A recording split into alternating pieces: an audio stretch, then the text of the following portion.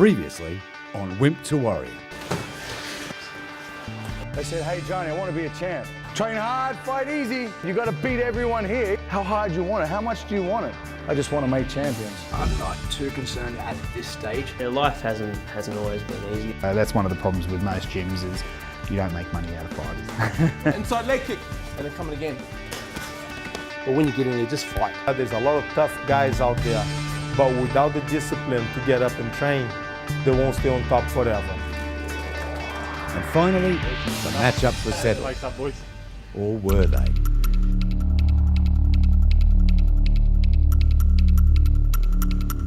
It's week 17, with only 12 more training sessions before fight night, and the emphasis is on skill drills and development of muscle memory.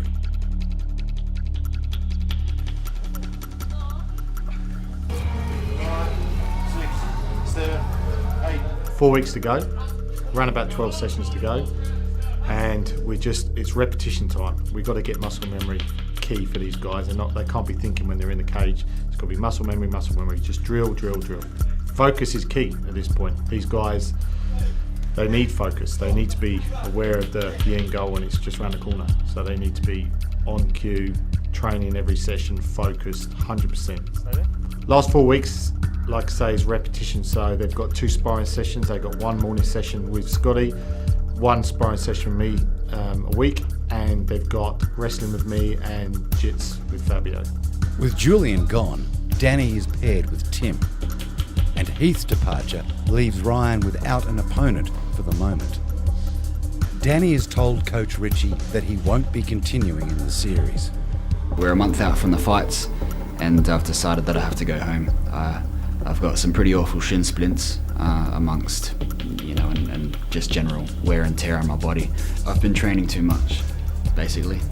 I don't have friends here. I don't have family. I don't have a social life at all. I'm absolutely devastated. This has been the sole focus of my life for the last 6 months. It's a shame. I really like Danny. He's a real character of the series. Everyone tends to get on with him. He's very, very fiery at training, so he pumps people up, but unfortunately he's out. It's week 18. There's just 8 training sessions to go. And now Matt's gone too. I was doing extra training and I was wrestling and got taken down awkwardly, and the other guy landed in my hips, and at first I just thought, I hurt my tailbone. When you fall over on the concrete, you got a sore tailbone. And the next morning I woke up and my whole body was twisted round. It eventuated that I damaged my sacroiliac joint, so it's where my spine and my pelvis meet. Devastated I couldn't fight. Really unfortunate. He was one of the naturals. He picked things up very quickly, great muscle memory. His stand-up was very sharp.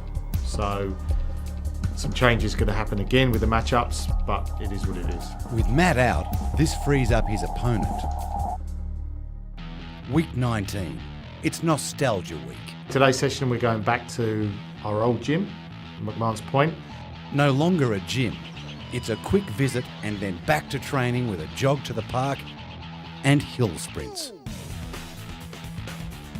About 4 months ago now, we were doing hill sprints here at the park. We also pushed a car up a hill. It was good fun.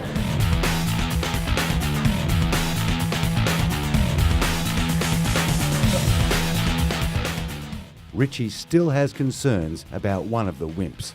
I've had concerns about Richard for probably about 2 months now. He's not been training. I call him up, I text him, I tell him he needs to come to training. He tells me he's got some things going on in his social. He's training elsewhere. Look, the only reason really I'm keeping him in is because he's a good matchup for Carl.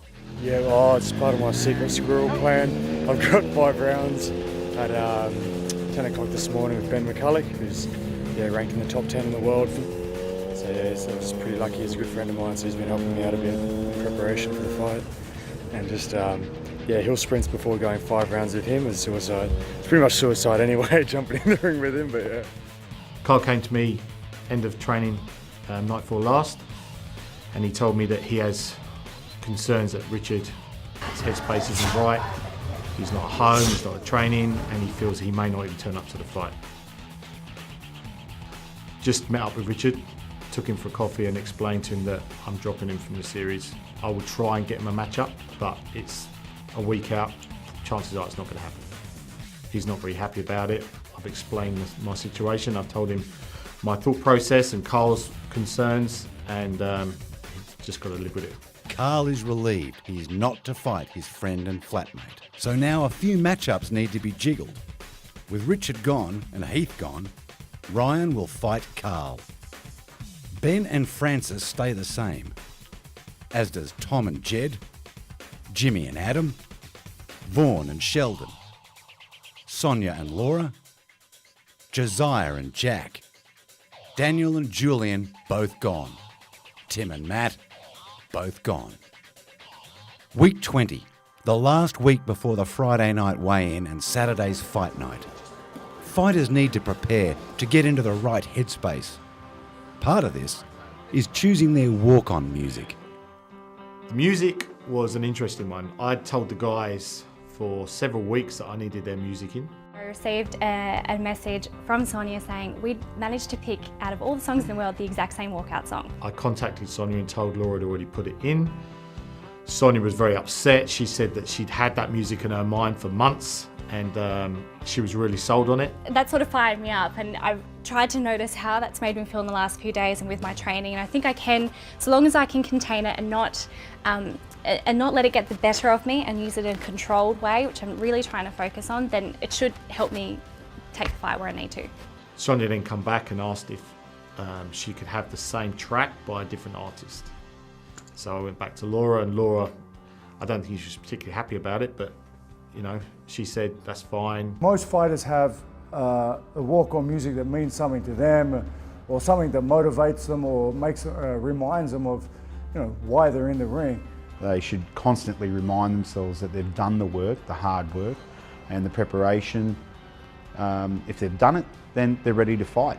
If they haven't done the preparation, that's when they start coming up with the excuses. If, you know, someone doesn't, you know, put your music on, or the other person happened to walk out with your music, or they played it too fast or forgot it completely, and that's your excuse to lose the fight or not do the best you can, then, well, that's just a loser's attitude. Before the weigh-in, how mentally tough are the competitors? My pain threshold is pretty good. Unless you choke me out cold and I can't do anything about it, I'll probably pass out before I tap. She'll have to break my arm. I don't want to walk out of that cage the first time I step into it and say, oh, I tapped because I was a bit in pain. That's not an option. Not after 6 months of training. Someone's going to have to knock me out before I give up. My pain threshold, I believe, is fairly high. I've copped a good few whacks and shake them off and keep going.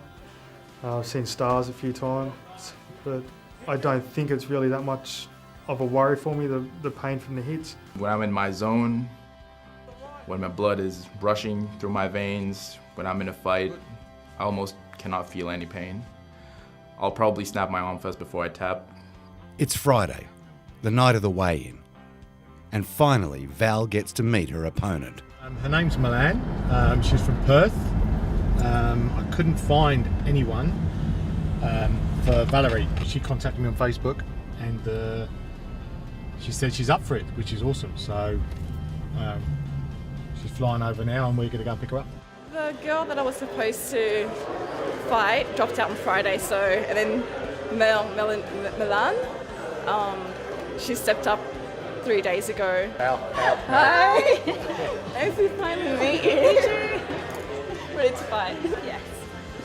No, you're late. I gotta get changed. Okay. Ladies and gentlemen, Valerie's opponent.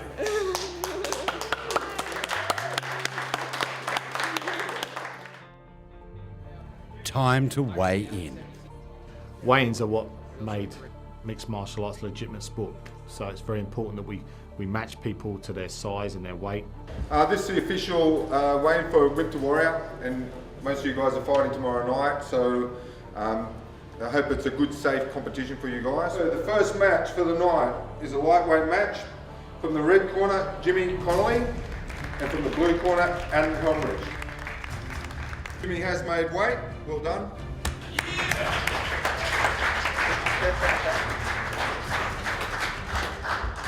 Adam weighs in at 68.4. Adam has also made weight. Well done.